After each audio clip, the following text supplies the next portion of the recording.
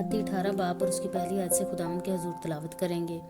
उस वक्त शागिर्द यीशु के पास आकर कहने लगे, पास आसमान की बादशाही में बड़ा कौन है। उसने एक बच्चे को पास बुलाकर उसे उनके बीच में खड़ा किया और कहा, मैं तुमसे सच कहता हूँ कि अगर तुम तौबा ना करो और बच्चों की मानत ना बनो तो आसमान की बादशाही में हरगिज दाखिल ना होगे। बस जो कोई अपने आप को इस बच्चे की मानत छोटा बनाएगा वही आसमान की बादशाही में बड़ा होगा, और जो कोई ऐसे बच्चे को मेरे नाम पर कबूल करता है वो मुझे कबूल करता है। लेकिन जो कोई इन छोटों में से जो मुझ पर ईमान लाए हैं किसी को ठोकर खिलाता है, उसके लिए ये बेहतर है कि बड़ी चक्की का पाट उसके गले में लटकाया जाए और वो गहरे समंदर में डुबो दिया जाए।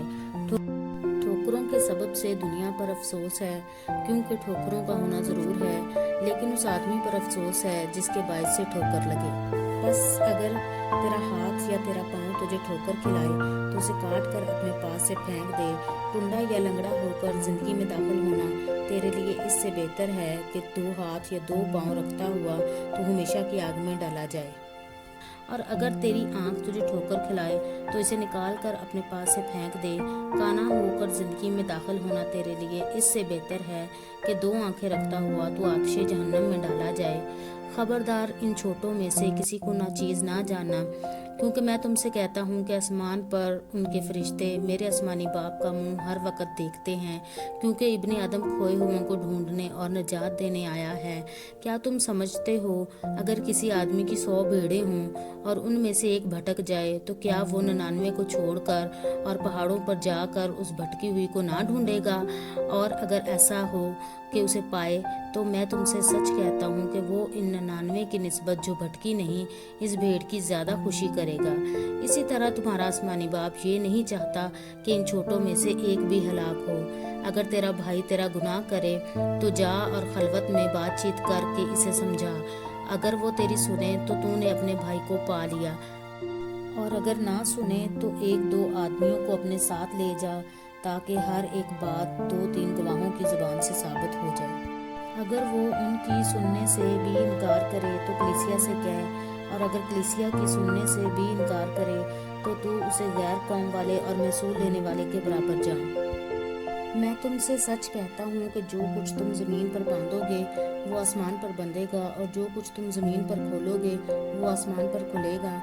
फिर भी मैं तुमसे कहता हूँ कि अगर तुम में से 2 शख्स जमीन पर किसी बात के लिए जिसे वो चाहते हों इत्तेफाक करें तो वो मेरे बाप की तरफ से जो आसमान पर है उनके लिए हो जाएगा।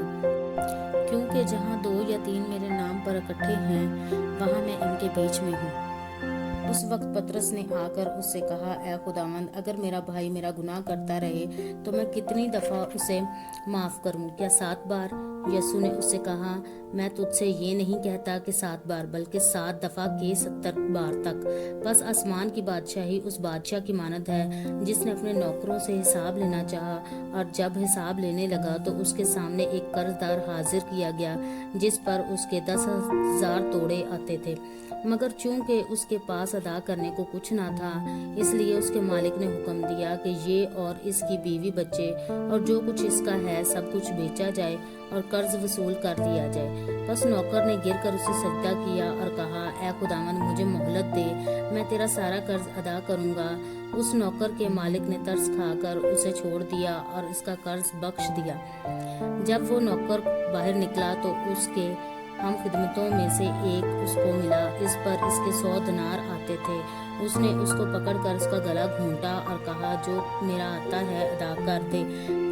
बस उसके हम खिदमत ने उसके सामने गिरकर उसकी मिन्नत की और कहा, मुझे मोहलत दे, मैं तुझे अदा कर दूंगा। उसने ना माना, बल्कि जाकर उसे कैद खाना में डाल दिया कि जब तक कर्ज अदा ना कर दे कैद रहे।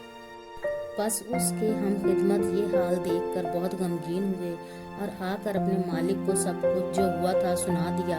इस पर उसके मालिक ने उसको पास बुलाकर उससे कहा, ऐ शरीर नौकर, मैंने वो सारा कर्ज तुझे इसलिए बख्श दिया था کہ تو نے میری منت کی تھی، کیا تجھے لازم نہ تھا کہ جیسا میں نے تجھ پر رحم کیا تو بھی اپنے ہم خدمت پر رحم کرتا؟ اور اس کے مالک نے خفا ہو کر اس کو جلادوں کے حوالہ کیا کہ جب تک تمام قرض ادا نہ کرے قید رہے۔